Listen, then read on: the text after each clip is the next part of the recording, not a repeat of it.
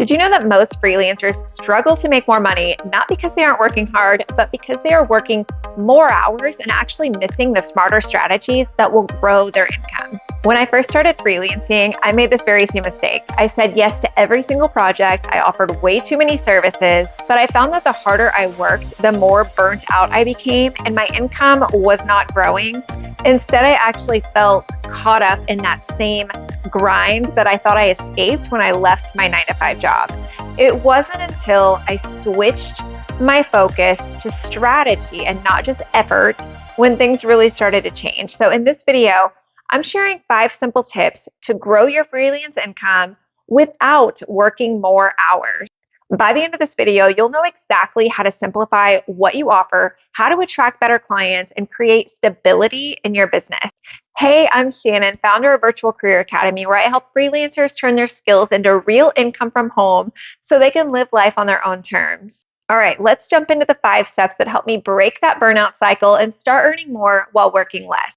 Step 1 is all about getting clear on what you actually offer, because if you're trying to do everything for everyone, you are going to burn out fast. When I first started freelancing, I offered everything. I offered social media management, admin work, for marketing support.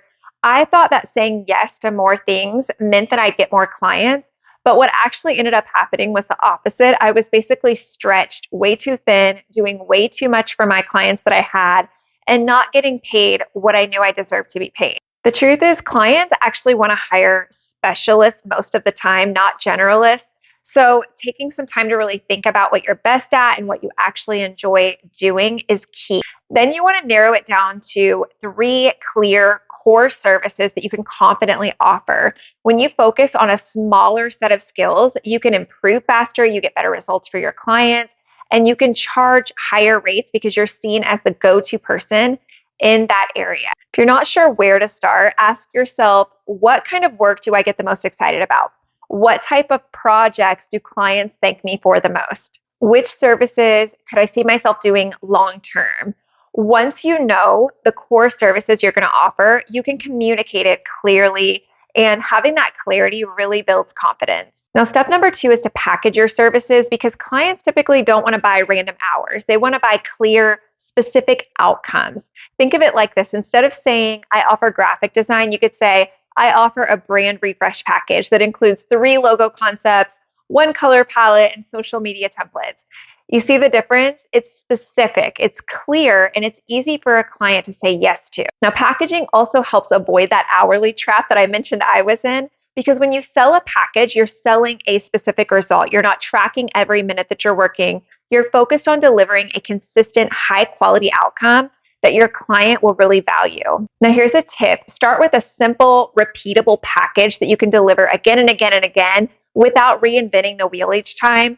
The more repeatable your offers are, the easier it is to streamline your process and scale your income. Plus, packaging your services this way makes it so much easier to upsell or retain clients later. Once a client has bought one package from you and loved the experience, it's a natural step to offer a follow-up or an add-on service, and that's where your income really starts to grow.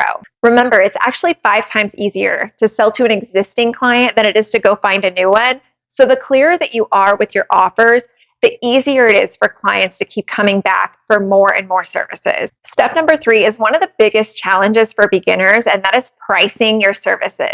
Now, here's a mindset shift that can completely change the way you approach it. You're not selling your time, you're selling a transformation.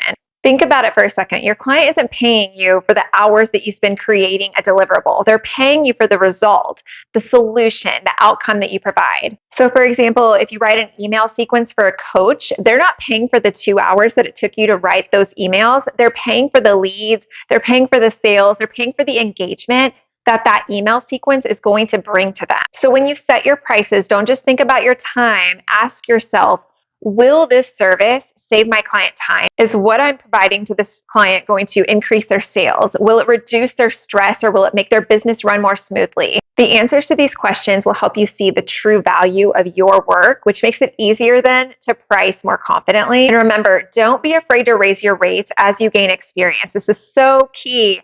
As you improve your skills and your results are getting better and better, your pricing should definitely reflect that. Once you start seeing it this way, everything else kind of falls into place. Packaging your services becomes easier, upselling clients becomes more natural, and you're no longer trapped in that process or that cycle of trading your hours for dollars. You're charging for value and for the transformation that you're providing. Step number 4 is all about visibility, because here's the truth. Clients can't hire you if they don't know you exist.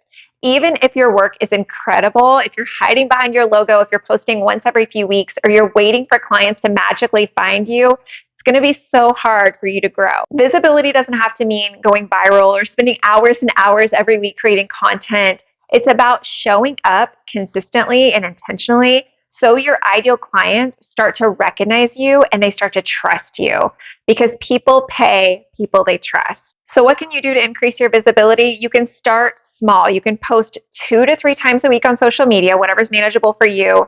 You can share mini results or before and after examples from your work, testimonials. You can show behind the scenes clips of your process, even if it's just a quick video of you working or setting up your workspace. And don't underestimate the power of reaching out directly. Send a friendly DM or an email to someone that you would love to work with. Every small action adds up. And the more people see your face, your work, and your personality, the more they begin to trust you. And that trust is what turns followers into inquiries and inquiries into clients. And remember, your visibility doesn't have to be perfect. Consistency matters much more than perfection. You can adjust, you can refine, you will get better as you go. The goal is just to stay top of mind for clients and potential clients. So there you have it, 5 simple steps to grow your freelance income without working more hours.